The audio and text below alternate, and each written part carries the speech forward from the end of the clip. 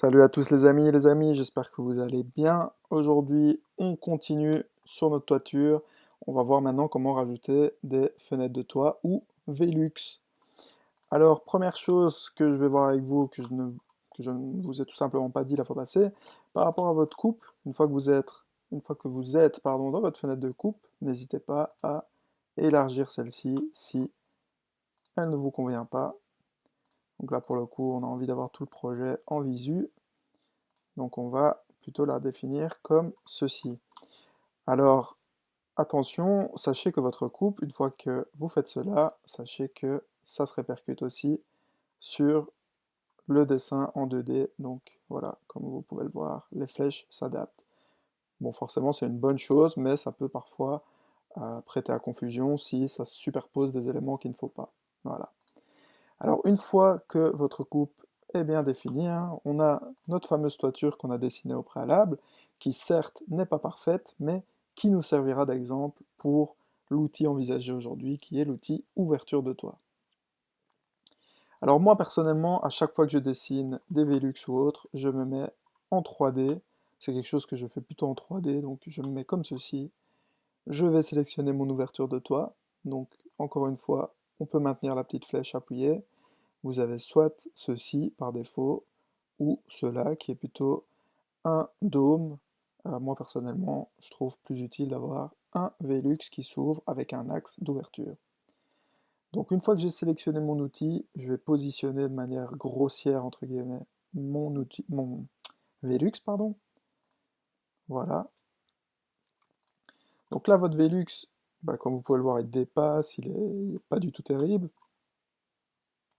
Vous avez la possibilité de choper un des points d'accroche et de le déplacer. Donc là, pour le coup, comme vous pouvez le voir, j'ai un axe qui se présente et qui me permet, voilà, c'est l'axe de la toiture, je peux le descendre. Alors, si j'appuie par exemple sur ce point-ci, j'ai un autre axe qui peut aussi se présenter, qui est plutôt l'axe horizontal.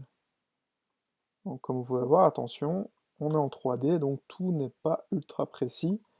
Je vous invite vraiment à vous positionner comme il faut. Vous voyez, vous avez des axes par défaut qui se présentent, mais c'est pas vraiment l'axe qu'on voudrait, hein. Donc voilà, moi ce que je vous invite à faire, pour le positionner au niveau de la hauteur, vous allez sur votre coupe, voilà, et vous allez déplacer votre Velux en fait, tout simplement, hein. Alors, au niveau de ses dimensions, forcément, ça c'est autre chose qu'il faut paramétrer. Ici, on a un Velux qui est quand même assez énorme, peut-être qu'on voudrait un 40 sur 40 de largeur, bon du coup il rentre plus dans la fenêtre sur 1,20 m peut-être. Voilà. Pour l'exemple, je vais me remettre en 3D et je vais m'arranger pour qu'il rentre dans la coupe. Bon, donc là, au final, je vais peut-être faire quelque chose qui fait plutôt 80 sur 120. Voilà.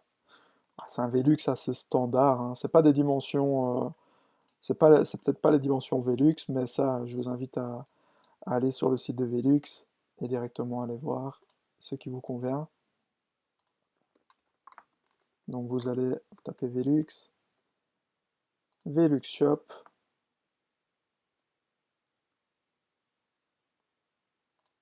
et vous pouvez trouver les différents Velux qu'il vous faut, hein. Donc euh, voilà, vous avez toute une série de Velux, mais là c'est plutôt les stores.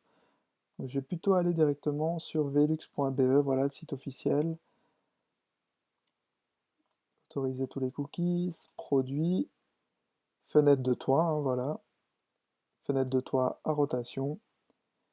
Et vous avez vos différents Velux, hein, donc finition et vitrage, dimension et prix. Voilà, découvrez les prix et dimensions.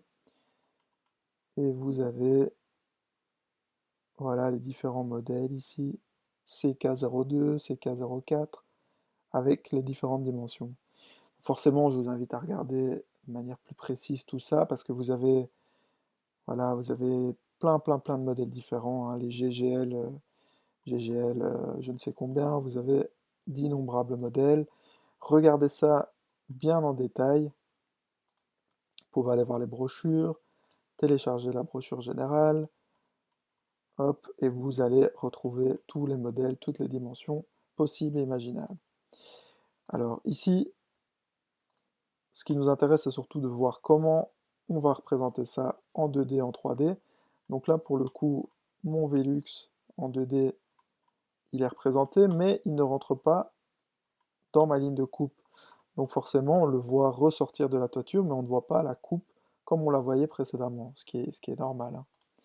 Alors, si je vais dans les paramètres de ma fenêtre de toit, je peux sélectionner tout ça, mais je peux encore une fois aussi sélectionner mes matériaux. Donc pour le cadre, par exemple, je peux plutôt avoir, euh, allez, imaginons une peinture noire, voilà pour l'extérieur. Pour le verre, bah forcément c'est du verre clair, mais ça peut être plexiglas, enfin peu importe. L'angle d'ouverture 3D, ça je vous avoue honnêtement, moi je n'y chipote pas. Vous avez toute une série de réglages, hein, comme l'angle du linteau. Donc là, comme vous avez pu voir auparavant, il était horizontal. Je vais repositionner le Velux comme il était, pour qu'on puisse bien voir cela. Donc je vais le mettre de manière beaucoup plus centrale. Voilà, coupe bébé, voilà. Alors là, comme vous pouvez voir, la coupe de mon Velux, elle est horizontale, mais il y a moyen aussi de régler cela. Donc on peut avoir plutôt quelque chose de perpendiculaire, comme cela, voilà. Voire même quelque chose de vertical, voilà. Donc ça, c'est vraiment, ça dépend vraiment de vos besoins. Personnellement, je pense que le plus courant, c'est perpendiculaire. Après, vous pouvez vraiment régler ça même au détail, au détail près, hein, donc en allant dans Autre. L'épaisseur du revêtement, vous pouvez changer ça aussi. Vous pouvez changer ce que c'est. Au niveau de la 2D, vous avez tous les réglages qui se trouvent ici. Pareil, vous pouvez changer la ligne d'ouverture, choisir de ne pas l'afficher ou de l'afficher, choisir d'afficher la poignée ou plutôt les charnières. Voilà, et là vous avez un détail de plein de choses. Donc ça, je vous invite vraiment à vous plonger dedans, hein, mais en soi, là, on a vraiment passé en revue déjà pas mal de choses. Comme vous pouvez voir, là, j'ai vraiment la coupe qui se fait au niveau de mon Velux. Donc vous avez tous les détails et tout ça est réglable. Au niveau des épaisseurs, vous pouvez tout régler dans le dessin 2D, hein. Donc voilà, j'espère que cette vidéo, elle vous a servi. Donc là, ben, vous avez un Velux assez standard. Après, vous pouvez aller dessiner des choses tout à fait différentes, hein. Voilà, avec cet outil-ci, comme vous pouvez le voir, là c'est plutôt un dôme. Vous pouvez régler cela comme vous le voulez et choisir des choses, ben, toutes sortes de choses en fait, hein. Ça peut être un chien assis, voilà, c'est gigantesque. Encore une fois, il faut configurer tout ça, sinon forcément ça ressemble à rien. Ça peut être aussi un lanterneau comme ceci, voilà.